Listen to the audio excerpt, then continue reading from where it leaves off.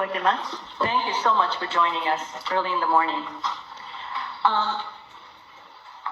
You are in your 5th year in Russia. Tell me a little bit about your life. I'm still in my 4th. You're still in your 4th? Soon. It'll be. Okay, sorry. Okay. What is your life like now? What is your primary interest in? What is it like living in Moscow? The work for reform is the primary part of my life. Now, everybody asks sort of how are things in Russia, but the reality is I live a much more global life than that, as we see today.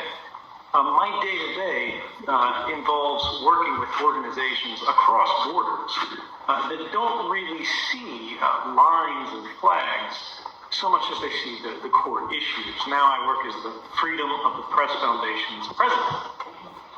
And we're working on technical programs, technical projects, to make sure that journalists can do the kind of very difficult and confidential investigations that are needed to get the truth about programs that have a very high public impact. But at the same time, governments around the world, whether that is the U.S. government, the Japanese government, the Chinese government, the Russian government, or any other, they don't feel a sense of responsibility in telling the public what they're actually doing. Right. So you are trying to encourage journalists to work on difficult issues when there is a major gap between information between what the authorities can gather and what the public or the journalists can gather. Yes, this is exactly the central issue. Throughout history, we've defined what the government should be and what the public should be quite differently. When we talk about ordinary people, members of the public, we don't say that they're public citizens. We say they're private citizens. The government is supposed to know very little about ordinary people unless they are actively criminals, unless they've gone to a court with a judge, the police have this specific person under investigation.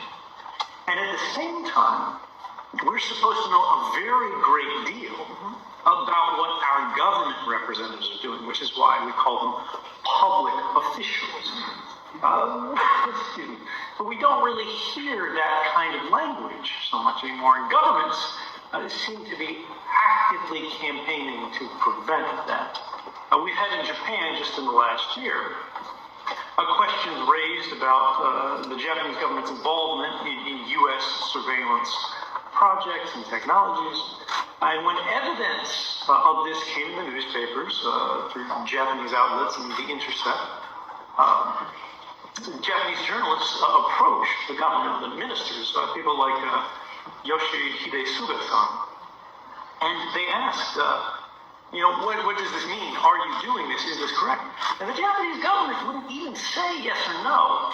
Instead, they tried to avoid answering the question entirely by instead saying, well, we don't know if these documents are authentic, which is, I think, disrespectful to the public. Because the American government does not say these documents are inauthentic. The American government, where they originated from, accepts that these programs were unlawful in some cases, passed new legislation to change the way these programs operate, even though the reforms were very minimal. It wasn't enough, and the threat to rights is still very serious even in the United States.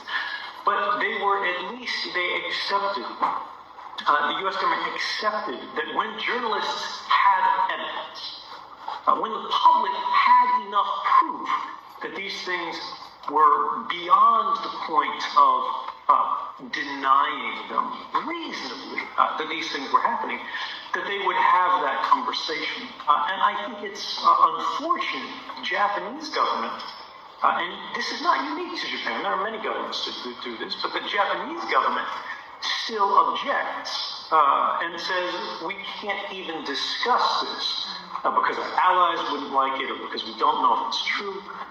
When these are policies that have a primary public impact. They actually change not just the laws of a nation, but the culture of a nation. That shouldn't be a decision that's made by government. That should be a decision that's made by all of us collectively in public conversation. I wonder if you feel that the Japanese press is not scrutinizing the government strongly enough. I think it's understandable why in Japan this is not the case. The Japanese sort of media culture, people professionally who work at Japanese news organizations understand it's simply a reality that if they report too aggressively on the government's activities, even if the government is legitimately breaking the law, even if the government is legitimately engaged in some kind of scandal, that their editor will get a phone call, that there will be some pressure, that Japanese government officials will stop responding to the inquiries from that media organization and give preferential access to their competitors. And this is an intentional strategic dynamic on the part of the Japanese government.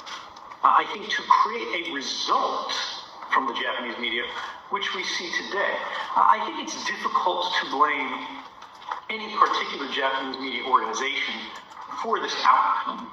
But I do think we can recognize that it's a very serious situation that needs a remedy.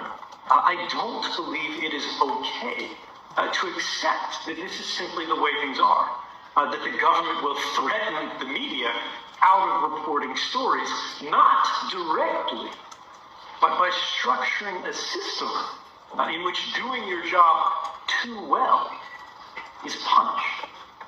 And unfortunately, I think the only way to change this is for the Japanese media collectively, all of the outlets, regardless of whether they are the most serious rivals or the closest partners, have to recognize that it is important for their future as an industry that the public see them as public champions. And that's only going to happen if they protect not only their own outlets, but the other outlets around them to make sure their number one goal is always to find the truth. Even when it's inconvenient, even when it's difficult for very powerful figures, politically or corporately, and get that to the public. It has to be a team